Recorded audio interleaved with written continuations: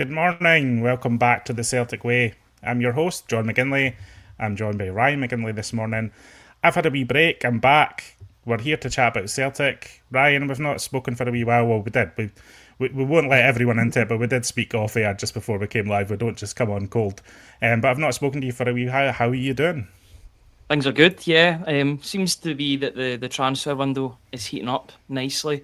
Yes, we've only had one player through the door in Kieran Tierney, which we're all glad that's been announced, but seems like finally there's plenty of things in motion in the background, both in terms of incomings and outgoings. So should be a very busy transfer window upcoming for Celtic. It's officially open now. I know it was open for a little bit because of the Club World Cup for certain teams to register players for the tournament, but now it's fully open for everybody. So yeah, looking forward to a busy summer ahead in the transfer window.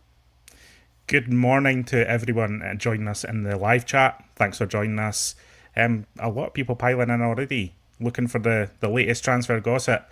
What we're going to do today, because I've been away for a week, I was keeping tabs of various bits of Celtic news, but I'm not fully up to date on everything. So I thought today would be a good little catch up session, a good little roundup for everyone. There'll be similar people in the same boat. There'll be people who haven't been tracking every single update across the week. I know a lot of this has been spoken about over the last week, but I think this is a good opportunity to take stock, because what I did notice when I was away, there was a lot of reports, there was a lot of rumours, things started moving quite quickly without anything really getting confirmed, a lot of moving parts. The only really bit of confirmed news was, of course, Kieran Tierney returning to Celtic, which I was delighted to see, and as everyone would have been as well. I thought it was nicely handled by the club. I thought he spoke well, arriving at the club as well. Kind of what I was getting at, just briefly on Tierney, Ryan, kind of what I was getting at maybe a few weeks ago, where it feels like Kieran Tierney's returning, a more mature player, a player more experienced, as is well established. He was a bit of a Joker type character when he was he was a bit of a younger player. So I was delighted to see him come back and just be more mature. I think he's ready to step up and be a Celtic leader for me.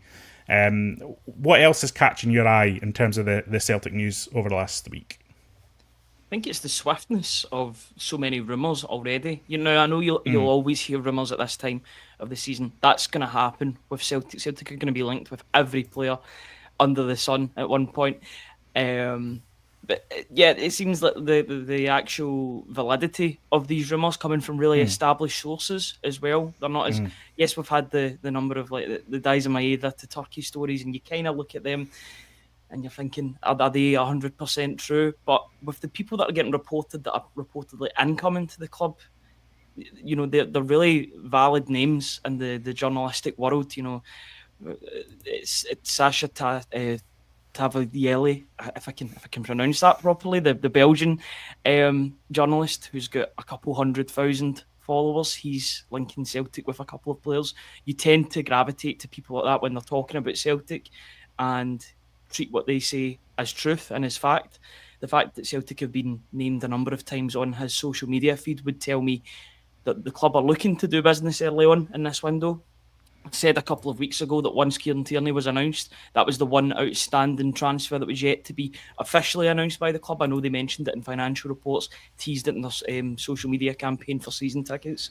But when he was officially announced as a Celtic player, I thought the floodgates would open, and it seems like that is going to be the case for this summer. Now that Tierney's in the door, let's see who he's going to be playing with next season in terms of newcomers. A decent point from Henrik McLarson, as always, here. He's saying, hopefully the recruitment juggernaut is in full swing, but I'll only get excited when signings are confirmed. I think a lot of people are in that boat. Nobody really gets Absolutely. fully invested in because there's so many names that go swinging about. Sometimes it's hard for a lot of people to kind of figure out what's legit and what's not and what's just rumours. I like to think that we try to cut through that a little bit Yep. and not get too bogged down in the more fanciful stuff and just talk about the stuff that seems more likely to happen. In terms of things being confirmed, are we expecting anything this week, Ryan? Because I know that, and who's closest here? Is it Callum Osman? Does he seem to be the closest to be arriving at Celtic this week? I would say probably the two youngest signings are the ones that are closest to joining the club, and that's in the shape of Morton, 17-year-old centre back Isaac English, who was linked with the club last week. It was reported on Friday that He could have been signed last weekend. The deal was that close. That didn't transpire. Either that or they haven't officially announced him in that capacity, but he was putting pen to paper over the last couple of days, or that was seemingly the case. Highly rated young centre-back from Morton, who actually appeared on the bench against Ayr United in the Championship last season. Yet to make his senior debut. Definitely one for the future, but a guy that Celtic have clearly spotted, scouted and liked what they've seen.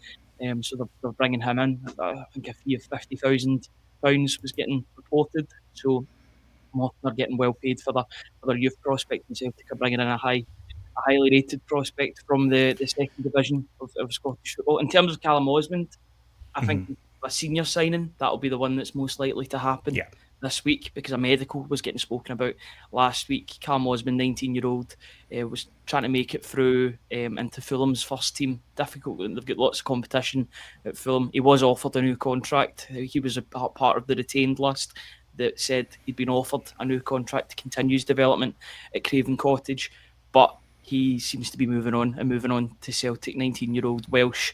I think he's a youth international for Wales. Yeah. Very talented young player. And what's the gut feeling on him? Is that he's going to be coming in and maybe performing that kind of third striker role, that kind of young striker role that Brendan Rodgers talked about last summer? And what does that mean for Johnny Kenny? Does it seem like he might be moving on now? It's all in flux, of course. We don't really quite know how the moving parts will fall, but is your gut feeling that he's going to be a kind of backup option rather than a go-to? Obviously, I mean, when Brendan Rodgers first spell, we signed Moussa Dembele in a similar deal, and he ended up being the main man. But do you think the idea is for Osmond to come in and just, get his feet under the table a little bit before making a real sustained push? People have made that comparison with Osmond and Moussa Dembele just because he came from the same club. I think the only caveat to that and the only difference is that Moussa Dembele was playing in the Championship and had made some appearances in the Premier League. He was ready to go. He was brought in and almost immediately hit the ground running. I remember he scored a crucial penalty against Astana in the Champions League I was qualifiers. there. I remember that. Yeah, me too. Yeah. A sort of pressure moment, and from then on he really did kick on. That hat-trick against Rangers. I don't think Callum Osmond will be in the same boat. I think he's a player that will develop in the background. But I will hark back to a comment that Brendan Rodgers made last summer, and he was talking about the likes of Rocco Vata. And there was another example that I forgot about, but Rocco Vata was getting touted as this third striker, this young striker that was going to develop over the season and play when required, but really shadow two main strikers, which was at the time Kyogo, and then hopefully it was going to be Adamida, who wasn't at the club yet. That did turn out to be the case. Rocco Vata left to join Watford, who by all accounts has had a decent first season at the London club. But I think Callum Osmond will be that player that will shadow the two strikers, whoever that will be, whether it'll be Ida and Maeda, or a new striker that comes through the door. But I don't think it'll be the last signing that Celtic make in that position this summer. I just feel as if they will splash the cash on another striker to get those goals and to guarantee those goals. But Osmond's a good player to have in the background to develop, and definitely a young talent that even Marco Silva has praised. Coming through the youth academy, he said that he's a really exciting youngster and one for the future. It seems to me that there's two other deals fairly close by going by reports in various different outlets from various different countries. Hayato Inamura, the Japanese defender. There's chat from the Japanese side that there could be some sort of medical booked or medical happening this week at some point. So that seems like it's moving forward and progressing. To me, he looks like a player that might be not a B-team player, of course, but more of a development type player. Someone who might not be starting immediately for Celtic. That's just my first look at his profile. I've not done too deep a dive into them. He seems to be a bit of a ball-playing defender, which we know Brendan Rodgers at times last season was frustrated with, maybe the speed of play coming out from the Celtic defence. I'm not sure if he's been signed with that in mind. What do you make of Inamura? I know that people are a little bit squeamish about Inamura purely because of the Kobayashi signing and is there similarities there? I understand that these things, people make links in their brain, so they're thinking of a Japanese defender coming to Celtic, they're automatically going to go to Kobayashi. But what's your feelings on this one? And this one's close as well, yeah? Yeah, I would say so. It seems as if it's a different one, and you'll remember from the Ange Postecoglou time, which funnily enough was the last time Celtic signed a player from the J League. Obviously, they get 2 South Korean players in Brendan Rodgers' first transfer window since his return as Celtic manager. They don't really do rumours over there in Japan. That's the interesting thing. Usually when a player is linked to a club, more often than not it will happen. They don't really do speculation. They've got news and they'll stick to that news, and then that player will go to the club. I mean, how many times were Celtic linked with, well, by the time that Celtic were linked with Kyogo, I remember the day exactly, he was linked at like 6 o'clock in the morning and he'd signed by about 9 o'clock. There was no talk about it whatsoever until there was a bit more links surrounding Daizen Maeda and Rio Hatate. We heard that Celtic were interested in him in like July, August time, but they didn't come to the club until the end of December, and they had such a massive impact in the second half of that season. Inamura, you don't want to shout project, but it does feel like a bit of a project. Doesn't have a lot of senior football under his belt, but he's definitely a player that Celtic could maybe develop, or another team could develop for Celtic on a temporary loan basis. You could send him out on loan to Europe to toughen him up and get him used to the rigours of European football. But I think everybody's seen that clip that's going about of the cut and pass, the one that I shared on Twitter. His passing range is very, very good for a defender. And for every Kobayashi that people will mention, I'll mention Ko Itakura, I'll mention Ito. They're playing for Borussia Mönchengladbach and Bayern Munich, respectively. Not every Japanese defensive player is going to be, I'm trying to think of a better word, but he was a bit of a flop at Celtic, unfortunately. Not every player is going to be like that. And I think it's important that people judge every player, especially coming from the one nation, as different players. Ange Postecoglou made that point, that every Japanese player is different.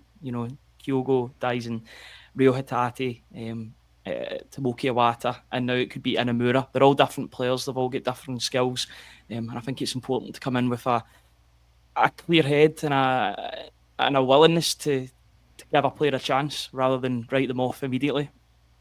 Listen, and a lot of people have been speaking about, and again, the Celtic support is diverse, so I'm not suggesting that these are the people that might complain about this deal are the same people who were talking about this before, but there's been a lot of chat about Celtic should be looking at Japan more consistently and looking at that market again, just because Celtic have had very good success in that market over the last few years. It would make sense that Celtic would kind of go back in there. So you've got to give all these signings, whether they look like immediate starters from the off or not, you've got to give all these signings a chance. I very much agree with some people in the chat that, and this is just me, but you never write off anyone who arrives at Celtic. For me, it's all about what happens, what you do when you're at Celtic, regardless of what you've done in the past. So it's about what you do in the green and white hoops. It's about what you do on the training ground that we don't even get to see, that we are so much in the dark on. So.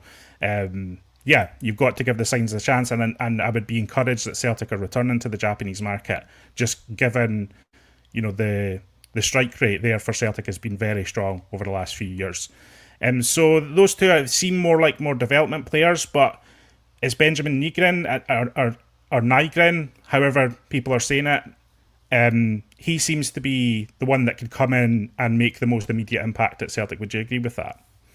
By all accounts, Benjamin Nygren, and it's just from what I've watched and what I've heard about him from other people, including from Johan Mjalby. His opinions are on the Celtic Way website. Tony spoke to him over the weekend.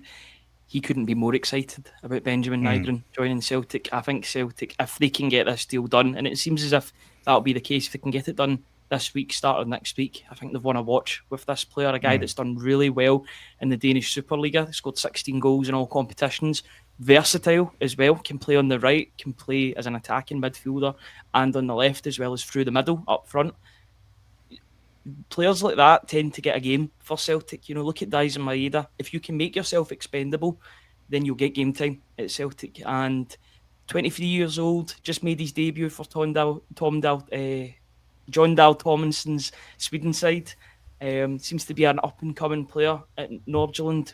If you know anything about Nordsjælland, is that they give young players a chance and then they sell them on. They've obviously got the links to that Right to Dream Academy in Ghana, but this is a more Scandinavian player that they're bringing through. They want a fee for the player because he's out of contract in the winter, similar to what Ryan Christie was like at Celtic. It's one of those ones where you can keep the player for 6 months, maybe get the usage out of him and let him go for nothing, or let him go now for a little bit of money and get some of the money back that you invested on the player. So I think there's a keenness from all sides here that they want this deal to be done. The player's keen to join, by all accounts. Nordsjælland want a fee for a player. Celtic want the player as well. So I'd see this one getting done in the next few days, maybe to the next week. Yeah, that's kind of what I was taking from that, is that the player seems to want the Celtic move, and that's obviously important. And obviously, first of all, it's going through, but I think for the intent to try and come in Celtic and take that next step in your career, Celtic's a great club for a player like this guy who, is at a certain level just now and is impressing, but is, coming towards the end of a contract. Celtic are obviously looking to establish themselves as a Champions League outfit. It could be a great move for him and hopefully for Celtic as well. He seems, obviously, I think, for me, just looking around at the last week or so, as I say, I've been off for the last week, so I've not had my head fully in all of these players, but he seems to me to be the one who can come in and make the quickest impact, which is encouraging. And it would be good to get a player who has that kind of, with that first team ambition in mind early doors. I mean, this is what everyone's been asking for, isn't it? I mean, if you bring in Tierney, you bring in Nygren early by mid-June, I think that's a good forward step from Celtic, a good forward proactive step from Celtic in this transfer window, and exactly what people have been calling for. And it takes less pressure off everyone, and it creates a better feel-good factor around the club. The supporters are more energised. They're more looking forward to pre-season. The players are in the door early enough to take part in the pre-season work.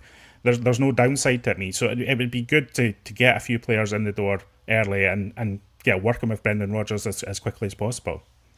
Yeah, to bring in a Sweden international for 2 million, although it was getting reported that maybe even less than 2 million, something like 1.7 million. Maybe that's the sort of the translation in terms of the conversion of the Swedish currency to pound sterling. But if they can get that for a player that's just made his debut, that's made his breakthrough, that the likes of Alexander Isak is talking highly about — I didn't see the full quotes, but I noticed that Isak was talking about Nygren — then I've got no issue with this signing whatsoever. He looks oven ready to come into the team and instantly make an impact, which is good. Player very much on the rise. And if this deal was to transpire, then you've got to give the Celtic board a lot of credit in the scouting system, because they've managed to find a player that they can get for cheaper. As much as I like Celtic spending big on players, it's not my money. At the end of the day, they can spend it how they want in terms of transfers. But I like it when they find these deals and they show that they're smart in the transfer market, because most of their dealings are smart in the transfer market. They are a successful model. They've got a successful transfer model. But if they could find a player that's just making his breakthrough into the Sweden team for 1.7 million, 2 million, with only 6 months left in his deal, that can immediately make an impact in the first team, and I think that's really good business from the club if it happens. But I think we're all expecting it to happen, given by the way that multiple sources are talking about his move to Celtic. The fact that Anderlecht and Copenhagen, I think the Copenhagen one would have never happened, going to a team that are in the same team, that are in the same country in Denmark. Anderlecht, they're a bit of a yo-yo club. So one season they're having a great one, the next season they're in mid-table or below. So I think Celtic's the best project for him, and I think they've put the best package towards him in terms of what he can do with his career. So yeah, I'll be delighted if this one goes through, if I'm being honest, from what I've seen.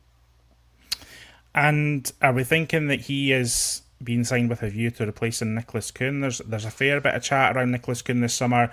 To be honest, there's been rumours around Kuhn for the last few months.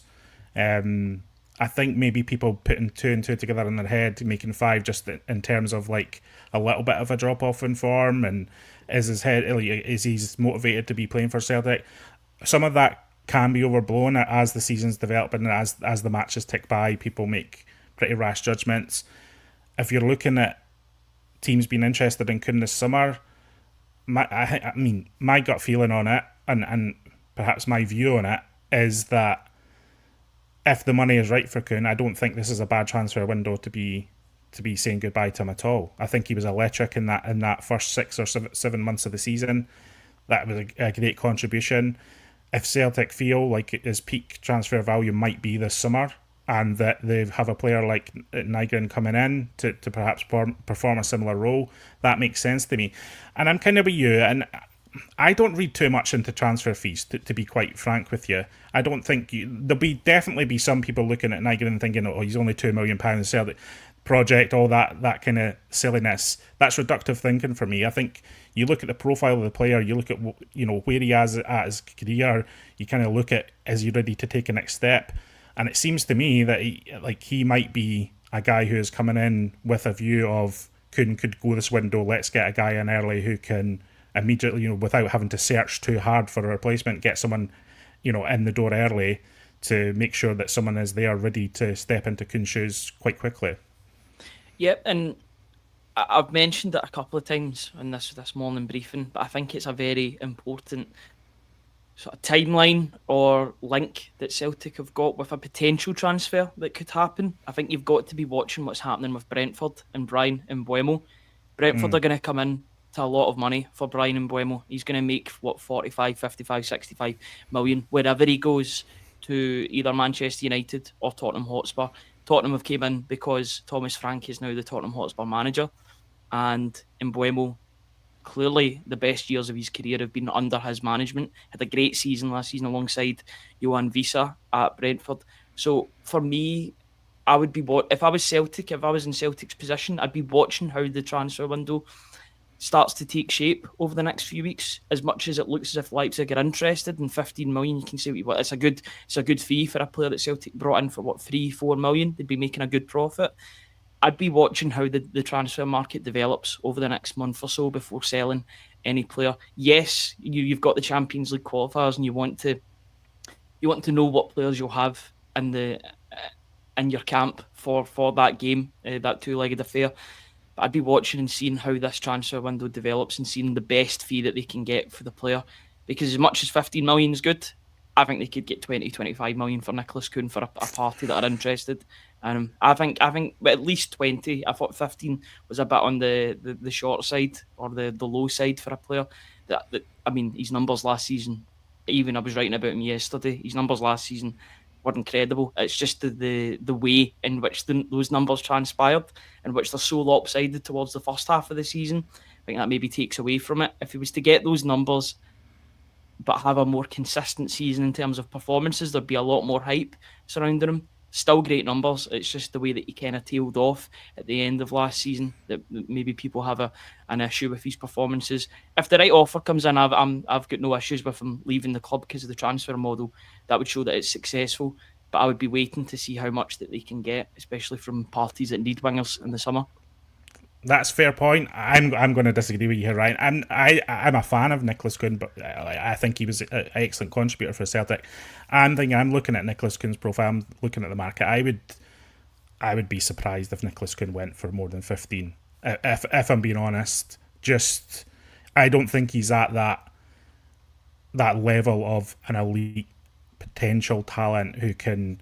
I think he can play in a top league. I've got no doubt about that at all. I think he could perform pretty well in Bundesliga. I think he could do well, but when you're hitting that north of £20 million, £25 million, clubs are paying for potential when I feel like they're buying that kind of player, and I'm not sure if Nicolas Kuhn holds that same kind of raw potential that can be developed by another club. That's just my take on it. I'm thinking if Celtic got between 15 and 20 million pounds, I think that would be an excellent fee for what Kuhn has given Celtic, for the fee that Kuhn arrived with, and what he contributed to trophy success last year. I would be very fine with that. I'm not too precious about players either. I don't mind Celtic, the trading model of players coming and going. It's the players who seem so committed to the cause and seem so invested in Celtic that I want to see stay long term at Celtic. And I think Kuhn has always been a player, and I don't think he's ever really hidden that he's always been a player with ambition that might see himself developing and eventually finding a club that will let him play regularly in one of the top leagues. And if he has that ambition and this summer is right for that and in the context of his career and for Celtic, I would be fairly happy to let him move on and Celtic invest that into another player who can then, step up to the challenge of playing regular for Celtic. That's not to say that will be easy. As the caveat with selling players for me, the big caveat with selling players for me is that Celtic need to get the recruitment right in terms of incomings. If they do that right, then I've got no problems with letting players leave. Just a slight disagreement with that. I don't know what people in the chat are saying. I don't know. I think as well, fans, supporters, they like to think that every player they have is like a £25 million player. Do you know what I mean? Yeah. They like to maximise the fee. I'm not wholly convinced that Celtic will get that kind of dosh for Kuhn. Yeah, it's one of those ones. I just wish that he'd kept it going the whole season, because I think if we spoke in like September, October time, particularly after that, and I know people can get emotional after games in particular, but that Leipzig game, the way that he played against RB Leipzig, if he could keep that level up for the whole season, and we've seen the good, the bad, and the ugly of Nicolas Kuhn, throughout his year and a half at the club. If anything, you could say that he's had more average games than good games, because the first 6 months he had at the club had that amazing first half to the season, where he really did kick on after pre-season, and in the second half of the season there was games in which that kind of passed him by and he wasn't as effective, and Daisen Maeda really took up the mantle in terms of goal scoring. But yeah, it's an interesting one. For me, I think he's between 15 and 20 million. I think that's a good sort of ballpark for Celtic to be selling their player at. I just don't want them to take the first offer that comes along. That's fair. I want to see them maximise their profit. I think that's my sort of stance on it. Yeah, that's fair. And Maik Nawrocki, Pogo and confirming that they've held talks with Maik Nawrocki with regards to a loan deal, Ryan, in the last 24 hours. Yeah, I'm quite disappointed about how this one's transpired, to be honest, but I think it does show you the inner workings of Brendan Rodgers' management, and the fact that if you're not fancied by Brendan Rodgers, it's very, very difficult to make it back into the team. Now, when he was signed by Celtic, I remember looking into his profile, and I read that he had a man of the match performance against Brendan Rodgers' Leicester City in the Europa Conference League a couple of years prior. He played in the middle of a back three, and by all accounts, he was absolutely tremendous. He got the player of the match in that game. I think it was the home game in Warsaw, that maybe prompted Brendan Rodgers to go back in and bring the player to Celtic. It's injuries that have really hampered them, to be honest with you, in terms of timing, because he's not had that run of games, that 10, 15, 20 games that you can say, right, he's had that opportunity. The fact that I remember he pulled up in the last 10 seconds when Celtic got put out of the League Cup to Kilmarnock at Rugby Park. He'd made a late sprint and he pulled up right before the final whistle went, and you're like, this is just compounding the misery of the day, because Celtic's new defenders now seemingly tore his hamstring. He was out for ages, and then you hardly seen him. And then Brendan Rodgers made those comments about Lagerbielke and Nawrocki. I remember in the second half of last season, you're thinking maybe the writing's on the wall for these players. Maybe they don't have a future at Celtic. From what I've seen of him, I've been impressed, but Brendan Rodgers clearly watches him more. He's made his mind up about the player. Maybe doesn't see that pace in his game, or bringing the ball out quickly enough that just doesn't align with his methodology of a Celtic team, and that's the reason why he'll be moving on. I think he's probably better than a move back to Poland, if I'm being frank. I think that he could do it in Italy, or potentially the lower in Germany, or etc., or Croatia. I feel like, is it a safe move from the player? Potentially, but he might just need that move to get himself back in his mojo and back in his home country, in view of a move away maybe the season after. But yeah, I'm disappointed with the way it's transpired, but I hope that he does well if he does get the move to the club.